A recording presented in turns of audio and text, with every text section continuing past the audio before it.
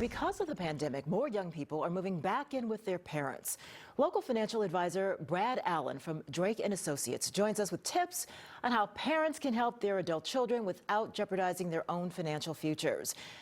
We're seeing this too often, and it's understandable. These are hard times. They are, with the pandemic and everything going on, we've seen layoffs, we've seen furloughs, but we also see, a lot of the young Americans coming out of school, and there's not as many jobs out there that they can go after, right? So, and the average student is coming out of college with about $30,000 of student loan debt, and that can be really difficult for a lot of kids to pay that debt down and also have their own apartment and their own place to live. So 27 million young Americans are now living with their parents, which exceeds the previous record, which was set during the Great Depression. Wow. Now, this is delicate territory when we talk about how parents should navigate their finances, because a lot of parents will say, I'm supposed to do for my child. That doesn't ever end, but you don't want to jeopardize your own future. So what are some guidelines you have for parents?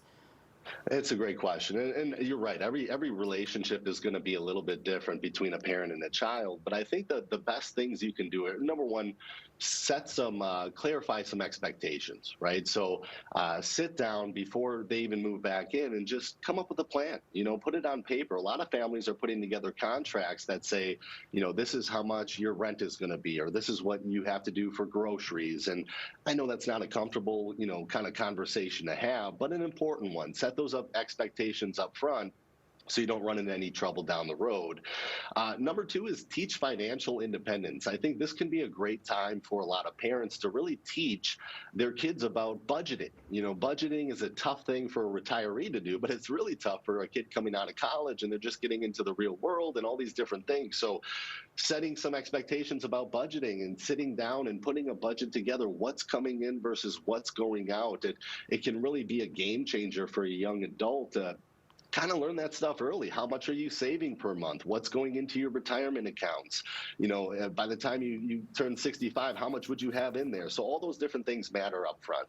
Number three is going to be really considering your own needs as a parent. And it's tough, right? There's been furloughs, there's been layoffs, and a lot of people's retirement might look a little bit different going forward, but you have to prioritize your retirement. Whether we retire on our own terms or we're forced to retire, everybody's going to retire someday.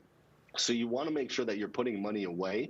You want to make sure that you have a plan for when you get to retirement, where you're going to draw money from, what Social Security looks like, all these different things, and have it on paper, have a plan put together. And that kind of goes into the last one, is really just seek some financial help. A financial advisor, a retirement planner can really help you not only budget, but also, once you get closer to retirement, come up with tax strategies and which account do you draw from first, and should you take Social Security right away, and all those kind of things intertwine. They all mix together when you get to retirement.